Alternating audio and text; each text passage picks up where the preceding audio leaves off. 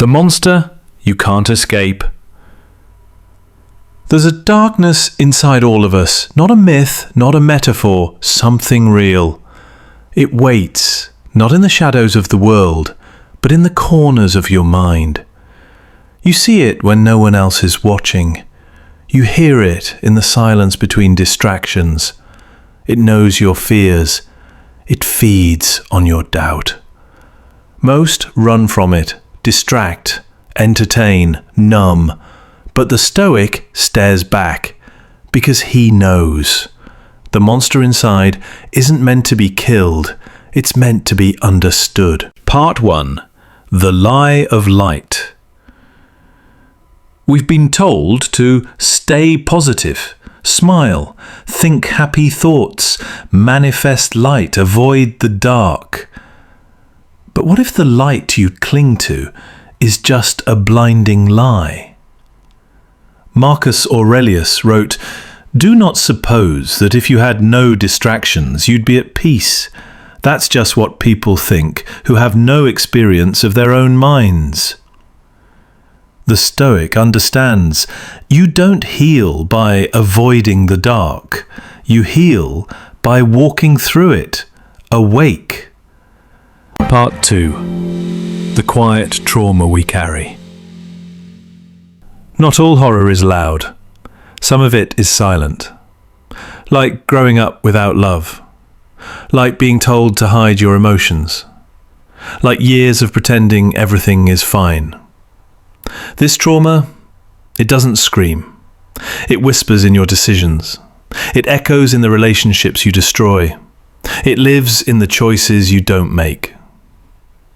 Seneca said, "We suffer more often in imagination than in reality."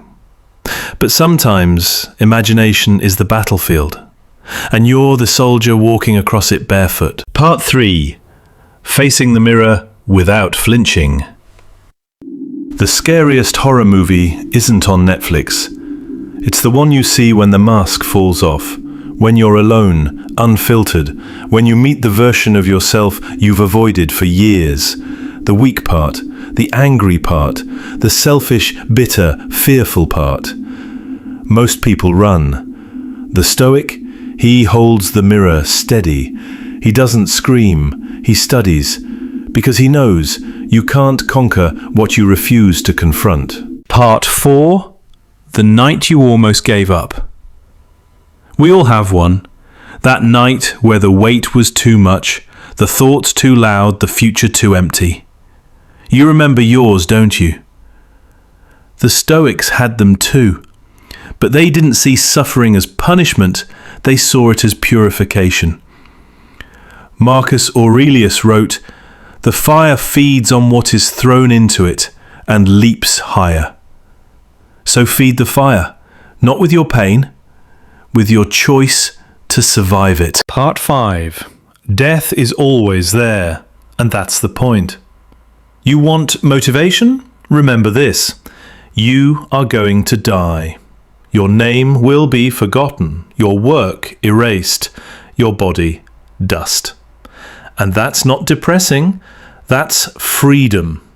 It's a reminder that you don't need the world's permission to act, because time isn't waiting for your healing. Seneca said, "It is not that we have a short time to live, but that we waste a lot of it." So stop waiting to feel ready. Your grave is already counting down. Live now. Decide now. Rise now. Part 6. The discipline of the damaged. The Stoic is not a perfect man. He is a wounded one who chose to walk anyway. He still wakes up with doubt, still feels anger rise like a storm, still tastes bitterness in moments of silence. But he doesn't act from it. He watches it, channels it, because discipline is not about removing darkness. It's about building structure strong enough to carry it, like a warrior who straps his fear like armor and walks into the fire anyway. Part 7.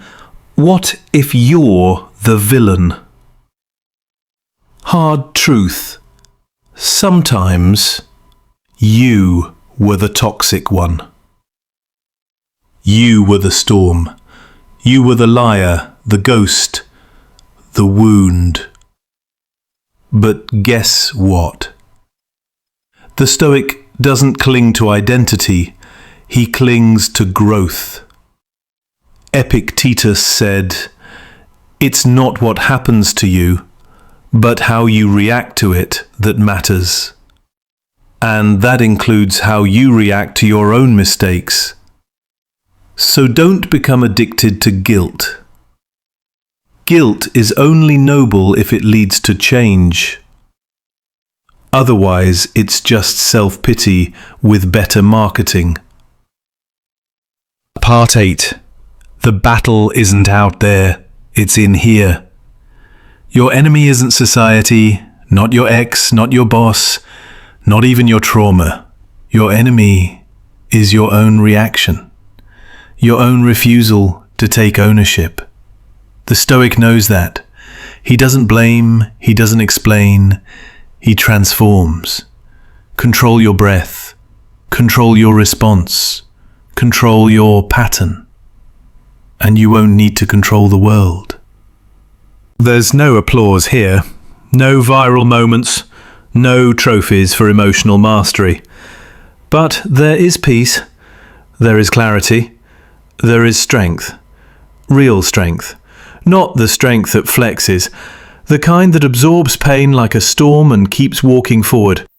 The Stoic path is quiet, but it leaves deep, eternal footprints. Part 10. The final monster. At the end, the last monster is not fear, not failure, not even death. It's the version of you who never showed up. The man who watched life pass, afraid to risk, afraid to speak, afraid to feel. Don't let him be the one who writes your story.